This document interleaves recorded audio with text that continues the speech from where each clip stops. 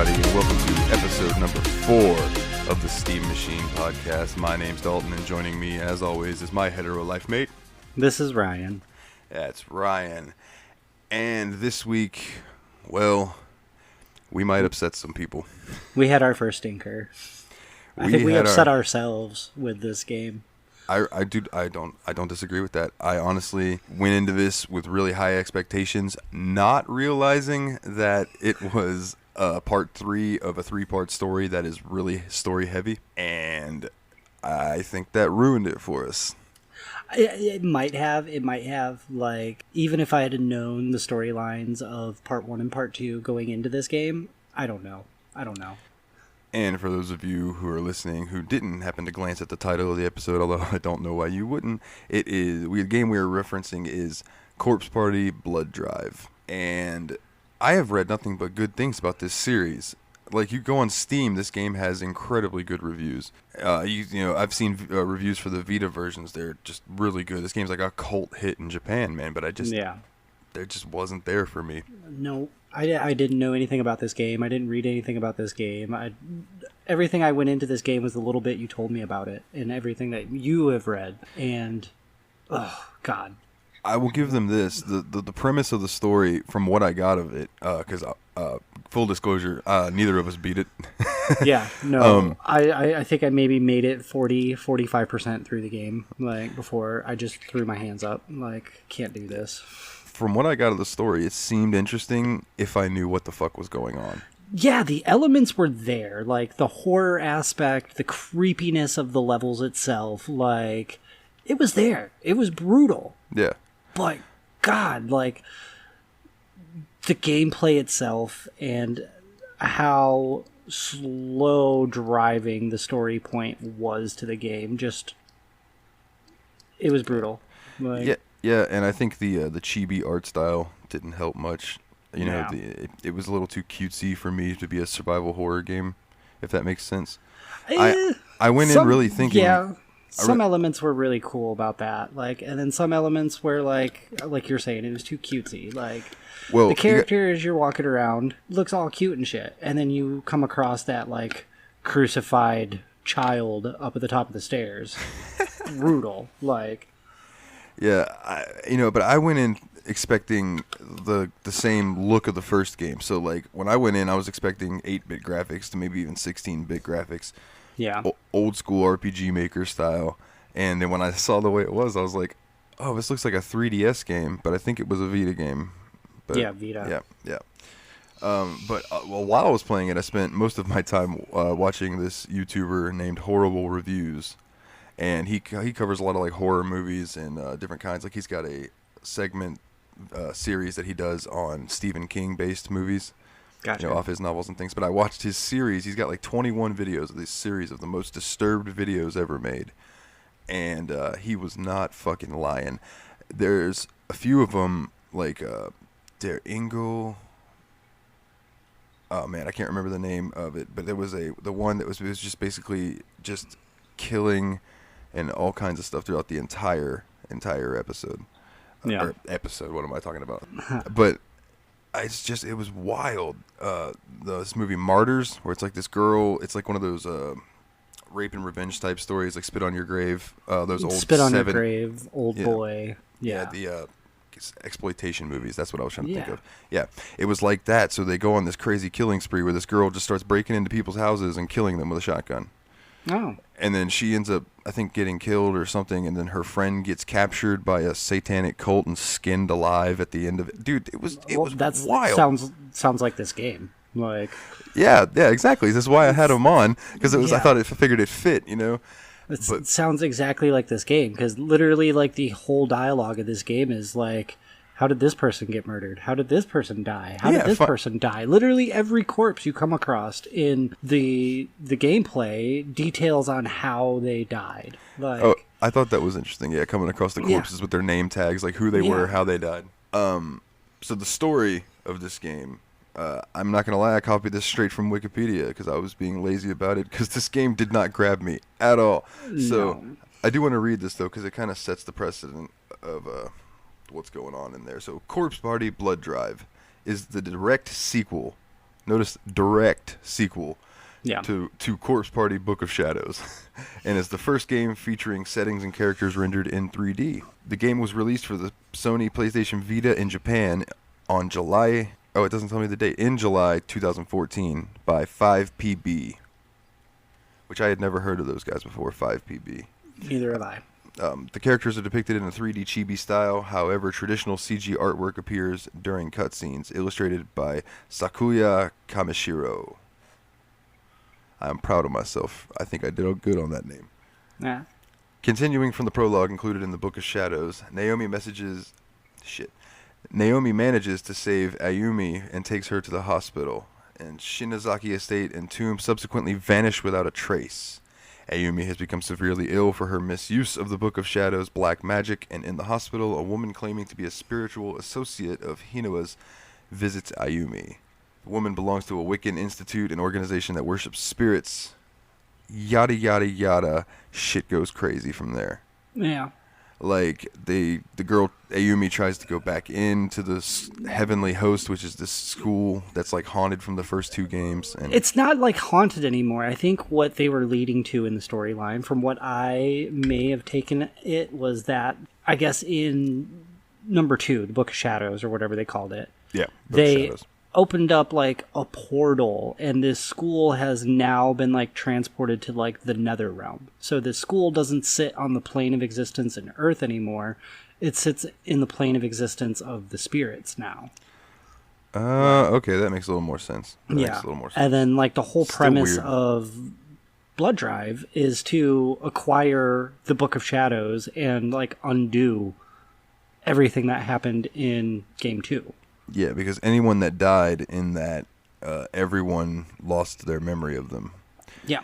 Except for the people who were there. And that's like the girl is losing her mind trying to replace the memories of her friends to other people. And apparently, spoilers, this game winds up that... oh, man, what was the dude's name? Do you remember the guy's name? No, not at all. Right offhand? Okay, that's how much of my attention span this game actually captured. Like, all right, we'll call him Kenny. So Kenny and Ayumi end up doing what they need to do to save people, and everyone gets their memory back, but no one remembers Ayumi and Kenny, and they live happily ever after. I think it could have just everyone dies. I don't know. Yeah. There is a point in this game. I think it's at the end of chapter 6 that everyone dies. Oh, let's see. I didn't even get that far. I made it to maybe chapter 4. I think I made it to like chapter 5, and that was about it. And I got stuck on chapter 3 for 2 days.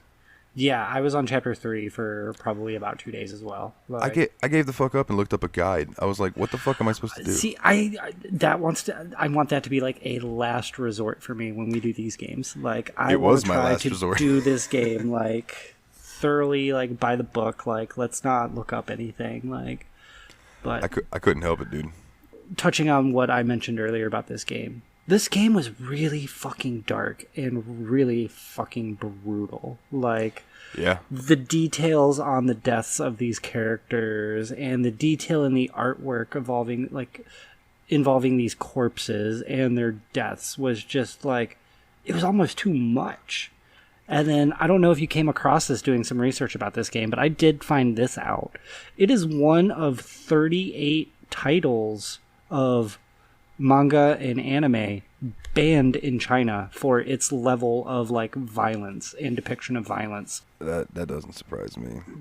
This game was rough. Like, trigger warning if you have like no sense of being able to handle like any murder porn or true crime shit. Yeah, or torture or anything. Yeah, this game will fucking trigger you. Yeah, because I will say that as much as the little chibi characters didn't really creep me out, dude, the animation for the CGs, like with the little cutscene anime pictures, were really well drawn. Yeah, they were. And super gory. I'll give them that. Yeah, absolutely. And you know, this is not a family-friendly podcast. Like, we cuss and everything, but like I told Ryan before we started, there was these 2 characters that were, I guess, part of this Wiccan tribe thing, or whatever the hell. Dude, they like absurdly cussed, like an absurd amount in every sentence. There had to be 2 or 3 curse words, and I was just like, there was a lot of adult language besides the graphic gore and violence. Like, this game is not for kids.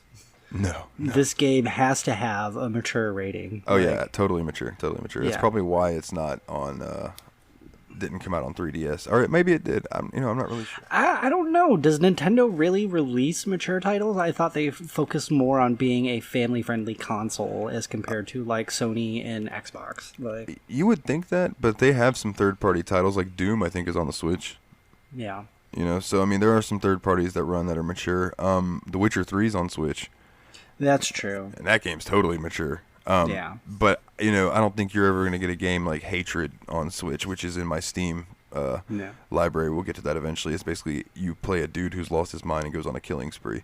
Oh, fun. Yeah, that's one way to put it. I honestly why can't we get like a wholesome title, like the Untitled Goose Game or something? Like, hey man, I've got a few games in there that are really like wait till we get to like Teddy Bear I think it's like Teddy the Bear Goes Kayaking or something like that. Like, awesome. Yeah, and then Letter Quest and like those types of games are fun. Awesome. So not everything is going to be these gore fests. Yeah. For being a survival horror game, I found this game to be really clunky, and honestly, like when you're supposed to run and hide in cabinets, that shit doesn't work. No, it doesn't, and it's like almost impossible to actually like survive this game, because as you are doing your playthrough and you're exploring the school or whatever, it's like one tracked. You literally have nothing to defend yourself. There's no actions to defend yourself. All you can do is run and hide, and it's almost impossible to outrun these spirits because they're so fast, and you burn through your stamina in like 10 steps. Yeah, I think games that did this type of game better is like Outlast. If you've never played Outlast, that game's terrifying, but it's also first person, in full rendered 3D. Yeah. It's not quite like, this kind of like game. And then you got like Resident Evil. If I want to play, we should, like, I was like, the whole time I'm playing this, I was like, damn, I wish we'd have just gotten Resident Evil 7. Yeah. Well, that's on our list now. So yeah. This game, I would say, would be as terrifying as, say, like Resident Evil if they like remastered this or even remastered it for VR. Like, fuck that shit. Yeah. I would never be able to put on a VR headset for this game. Yeah, dude, that scene of coming upon that kid on that on crucifix. The crucifixion. Yeah, no, what? Like, absolutely not. That would be as soon as insane. I saw that, I turned around and ran right back down the stairs, and I was like, absolutely not. There's probably no reason for me to be up there. Like, and there really wasn't. You went up there, you saw him, you picked up like one thing off the ground, and then that was it. There's nowhere else to go past that. That was the top of the stairs. Like, yeah, and then if you try to go down them, they're like, oh, you hear really loud moaning and voices from down there. You probably shouldn't go down there. You probably shouldn't go down this way. Oh, there's really loud and angry spirits in this room. You shouldn't go in there. Like, yeah, you shouldn't open this door. If this door's locked, somebody's holding this door shut. Where am I supposed to go? Like, in this game, there's no direction at all. It's just like, here you are. Oh, what was fucked up is you go in the nurse's office, and there's like this big cabinet, and you go over to it, and it's like, this cabinet is full of bandages and medicine, but it looks like it was designed to never be opened because there's no handles. So it's like, I remember you can't get to it. Yeah, I was like, well, damn, they don't want... The bandages were very few and far between.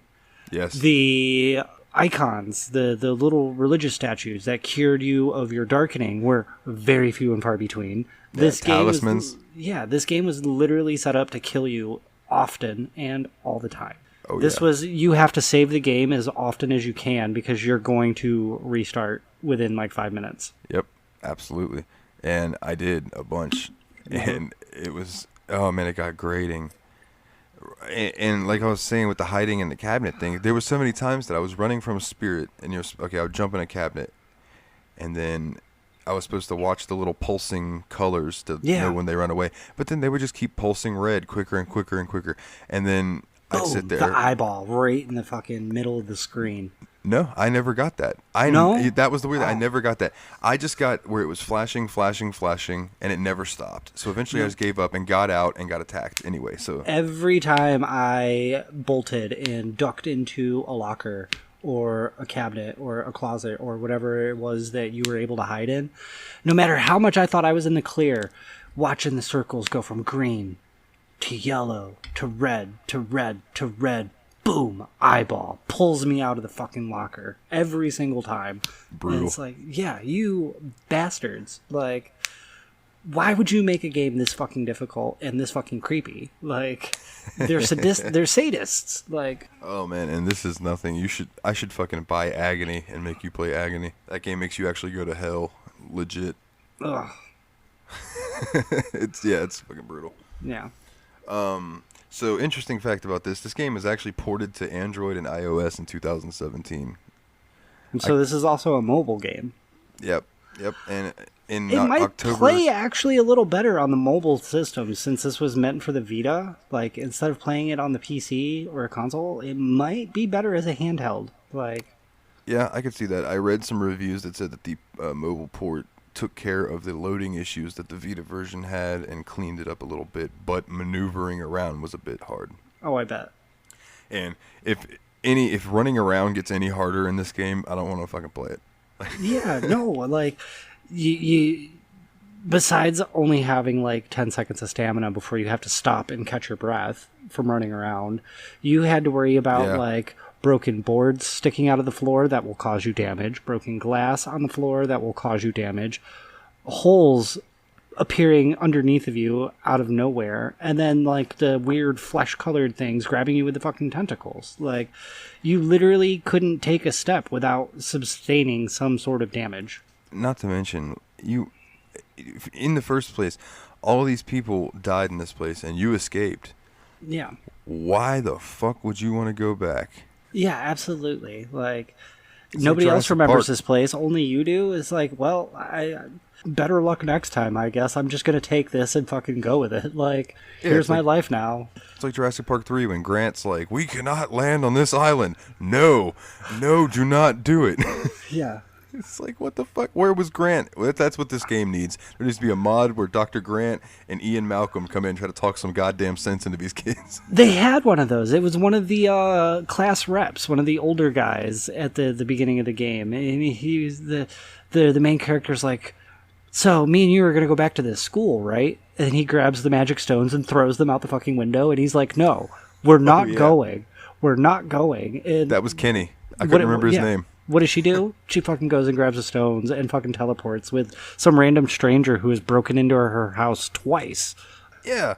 Yeah, it's like, oh, I'm just taking a shower, and now there's this dude in my bathroom. I guess I should go with him to the haunted elementary school. Yep. Oh, I'm just doing some homework in my bedroom, and oh my god, look who came in through my fucking window. Yeah, now me and you are best friends, and we're going to go to this haunted school, and not only does that happen, but he disappears within the first 5 minutes of you being there. Yeah, just and then up and gone, and he has the magic stones too, so there's no way you can leave. You are stuck there because he took the items that you need to leave. I don't know if you got far enough to the point where when he called you on the cell phone, but he's just like, hey, and she's like, yeah, you fucking left me, and he's like, yeah, don't worry about it, you'll be fine, or maybe you won't be. We'll find each other eventually. You know, we only have like forever or whatever, whatever the fuck. And he's like, oh my god, try not to die. And I was like, holy shit, dude, this game is so bleak. Yeah, this game was very morbid. Totally. What else do I have about this? I really don't have much else about this game, dude. This game sucked. This game sucked. Yeah, out of 1 out of 10 bloody corpses, this gets like a 2.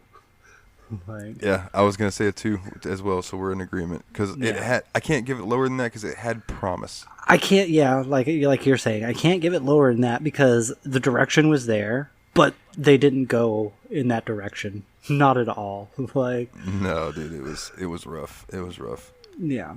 So before we wake Steamy up, there's one other thing I'd like to cover real quick. And today, as we're recording this, was the EA conference.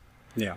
And some interesting things coming. Yeah. For PC, Apex Legends is coming to Steam, which that's not my big thing, but I know a lot of people love that game. I've played it a little bit on the I've played it a little bit on the PS4. It's a free to play thing, but I think you can like buy like loot boxes and stuff like that. Shocker. Yeah. Wait, you mean a battle royale game with microtransactions? Oh yeah. Yeah. It's not a bad game. It's not my thing. I'm not really into like the battle royale style first person shooters, like, because I die often.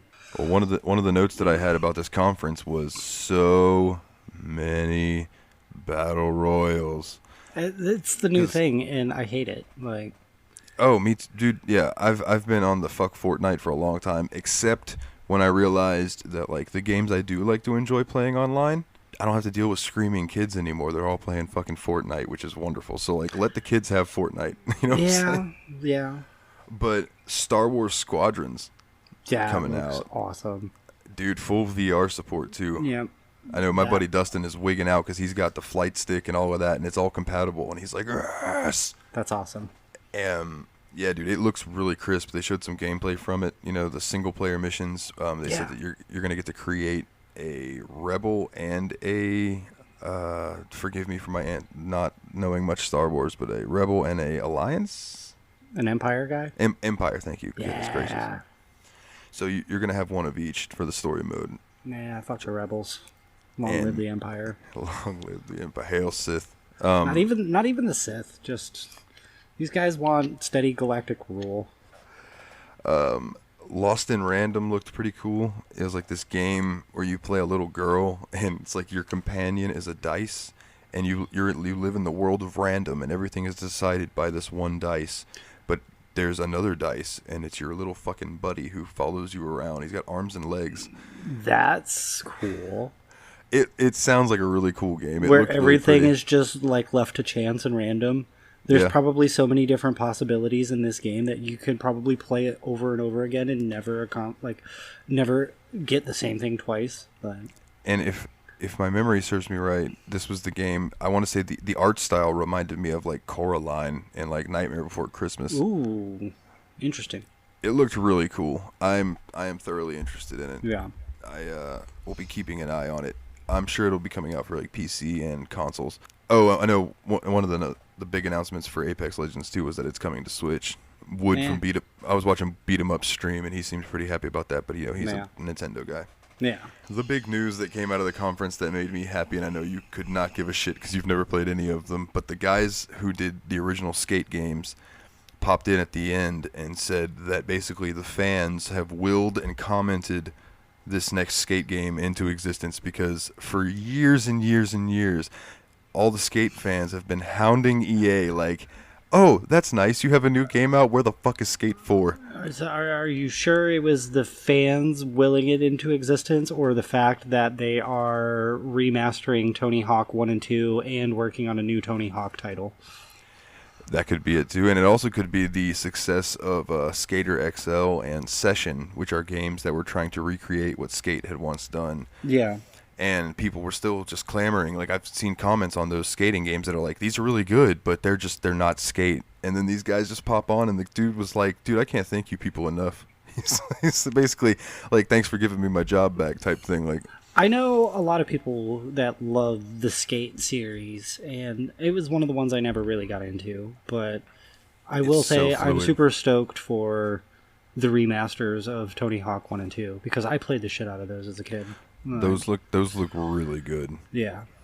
Like graphically, I'm interested in those too. And I like those old Tony Hawk games. After I played Skate, it kind of spoiled me on Skate being the game that I want to go to for like when I want to pretend to be a skateboarder. Yeah. But you can't beat that Tony Hawk arcade just classicness, you know? Yeah, no, for sure. And the soundtrack was stellar as well. But... Oh yeah, dude, that introduced me to so many new bands. Yeah. Like 3 Inches of Blood, the first time I ever heard them was on a Tony Hawk. I think even like Papa Roach was like the first time I really heard them was on Tony Hawk. I heard their song Blood Brothers before I ever heard Last Resort, but that was because of Tony Hawk. Yeah. Fucking CKY.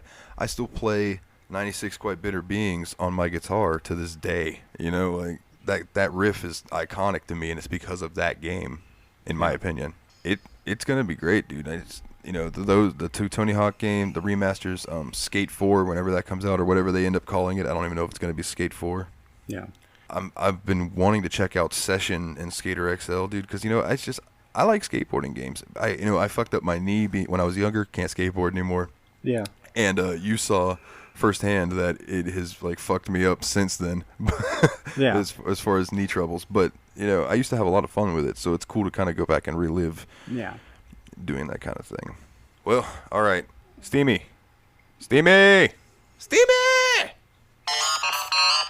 Hey, buddy. I don't mean to wake you or anything, but we kind of need a number. Thank you. And our number seems to be from Mr. Steamy this week, 80. Number 80. It's a very low number, but it doesn't really matter. Only 2 digits, this one. Like, that's weird. Only 2. And sir, that means that we are going to be playing The Outer Worlds. Oh, interesting title. The Outer Worlds. It's a relatively newer game, isn't it? Like last 1 or 2 years or so? Yes, it is, and it was put out by Obsidian, the people who did Fallout New Vegas. Got you. And this game holds true to that as far as... I've played probably the first hour of it a year ago or so, or right when it came out. You know what I mean? I shouldn't say a year, because I don't even know if it's been out a year yet or not, but it's really, really cool. The whole concept of it, and it seems pretty fluid. I like the way that your decisions matter a little more than they do in Fallout 4 and Skyrim, how they've kind of gotten to where the illusion of choice. Yeah. The Outer Worlds is a little better about that, and they're also not afraid to be like, oh, your stats are not high enough for this, fuck off. type things. Well, that's cool. So you actually have to be specific with your stat choices, like your point allotments and everything like that. Yes. Cool. Think of it akin to D&D in an essence. Okay, I guess. Cool. I can do that. Yeah, it should be real fun, man. It should be real fun. I will say space combat, but not really in-ship space combat, but it's all, futuristic type stuff. It's really cool. It's like Fallout, but in space. Fallout in space! Yes, exactly. Okay, cool. I could get down with this. Yeah, man. All right. So to wrap things up here, I want to go ahead and plug our social media. You can find us on YouTube if you just go and search the Steam Machine Podcast. We should pop up there right at the top. You can find us wherever your podcasts are sold or wherever you get them. I haven't quite figured out how to say this part yet, so I'm just gonna. In fact, I'm gonna leave this in. Y'all can laugh at it. And then for the social media, facebook.com/the Steam Machine Podcast, or you can catch us on Twitter, which is twitter.com/Steam_podcast. If you have any questions, want to comment on how good or bad you think we're doing, you want to leave us a review, go to iTunes, search the Steam Machine Podcast. All the 5-star reviews help us raise up in the ranks of that whole spiel. So, anything else on your mind, my brother? No, just disappointed that this was our first stinker. Hopefully Outer Worlds is going to be so much better. It came early, and I can promise you that Outer Worlds is going to be better. Yeah. Cool. Hold on one second. My phone is talking to me. I don't know what I saved a reminder for, but I saved a reminder for something in my pocket that's just going to go off fucking randomly. Right. Well, all right. If, we got our first stinker, as you said. It's early on, so hey, at least we got it out of the way early. Yeah. So now we know. In fact, actually, before we go, I want to cover that I did get a question from a listener who asked me to not bring up who they are because they may or may not live in my house. I was asked, what are we going to do once we come across a game that sucks? And I said, well, we're just going to tell them it sucks. We're going to be honest. We're not going to sugarcoat it. This game sucked. It really did. And I'll put the caveat out there that I know there are a lot of people who've enjoyed this game. It just wasn't for us. Yeah, no, for sure.